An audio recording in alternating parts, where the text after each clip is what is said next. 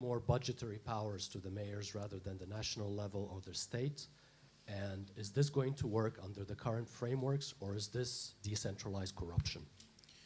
Okay, let me take a couple of questions so we get more participation here, I guess.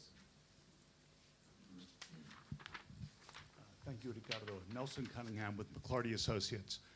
In the waning days of the Obama administration, we're hearing more about the opening toward Cuba, and the administration has touted the opening toward Cuba as having led to a new era of good feeling between Latin America and the United States.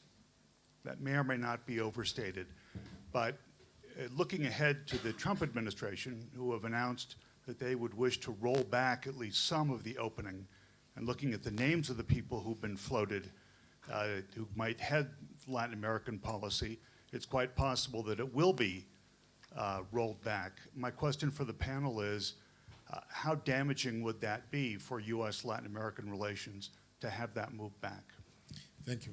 Let me get one question over there, and we'll go back to... Here's the best. Here. Right behind you, yeah.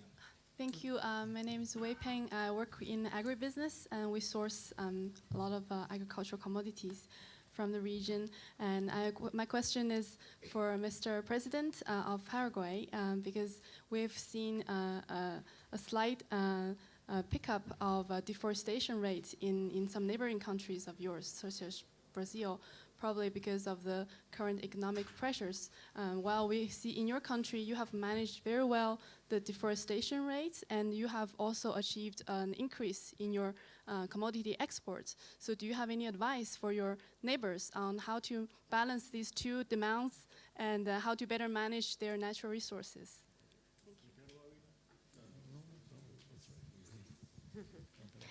Hi, my name is Cynthia. I'm a global shaper from the San Jose Hub in Costa Rica. And I wanted to hear a little bit more about something that Ms. Rebecca Greenspan mentioned about gender equity. We're speaking about economic growth for Latin America, and the last McKinsey studies of the power of parity shows that if Latin America mimics at least the woman participation that Chile has, for 2025, we would have a 14% of GDP growth, and if we manage to close the gap totally, we would have a 34% of GDP growth.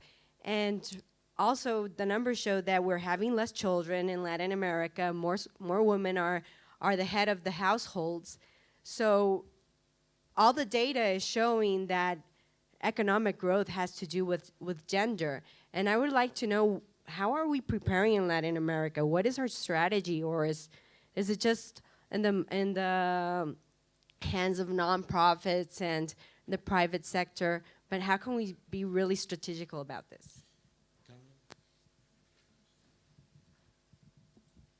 Very quickly, among the long list that has been mentioned, low saving rate of the regions, any ideas on quick fixes for that?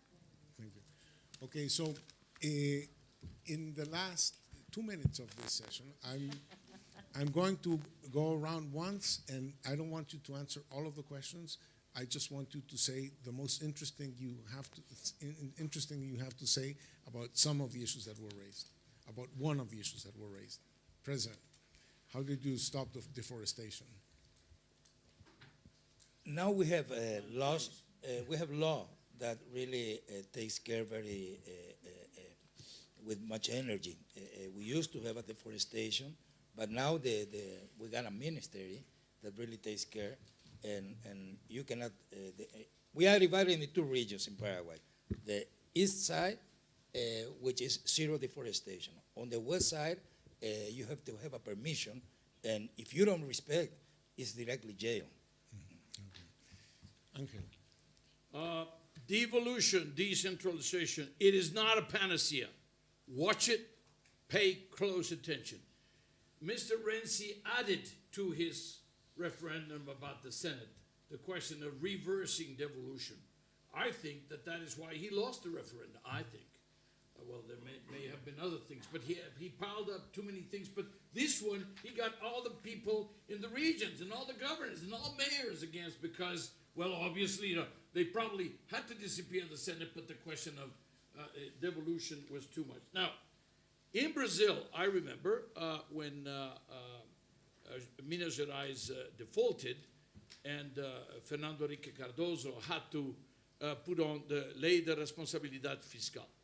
Now, all of us have legislated somehow that states, municipalities cannot borrow, they cannot borrow in foreign currency, but there have been an explosion of local currency and in some cases bankruptcy, virtual bankruptcy of subnational.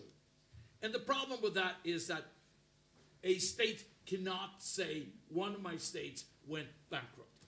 Although there isn't a legal obligation, you go there and you fix it and you try to stop it. So in the end, you have to be very careful about the question of decentralization, because with decentralization has to come accountability. You cannot have decentralization and forget about it. Decentralization about the money, decentralization about the resources. It is about accountability, because it is still taxpayers' money. It is the taxpayers' money of all the country, not all the local. In fact, the local typically, still in Latin America at least, do very little at raising water, very little raising land tax, and very little at helping the government, the central governments raise the federal taxes. So watch it, be careful. Decentralization is not a magic word. It's only an instrument, and you have to deal with it with caution. Rebecca, just the most interesting among the questions that were asked. Okay.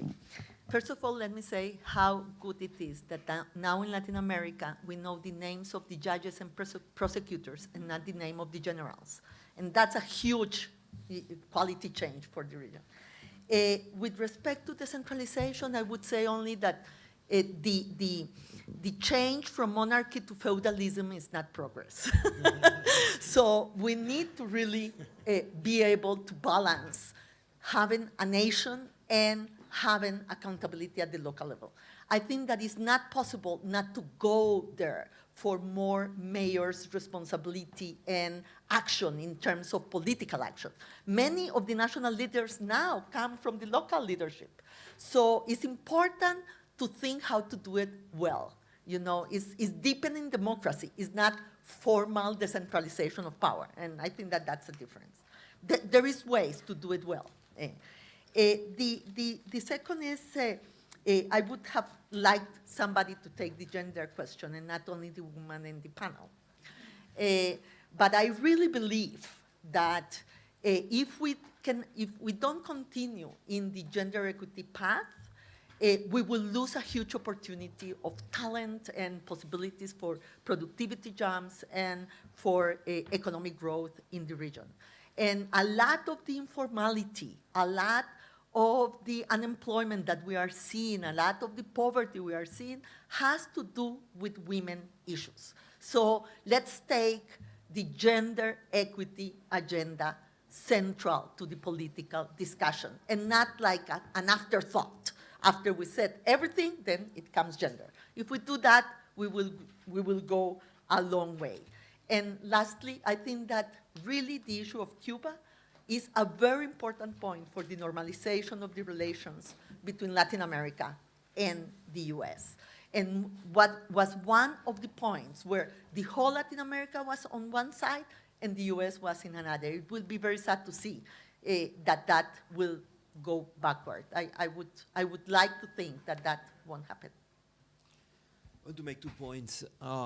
One is concerning your thing about quick victories or things that can be done quickly or have consequences. I think it's a good moment now to relaunch, re-energize, rethink the Pacific Alliance. That was launched with great effectiveness, I thought. It was one of the very good initiatives in terms of integration. It lost momentum and interest as different governments came in and essentially thought that was the previous government's problem.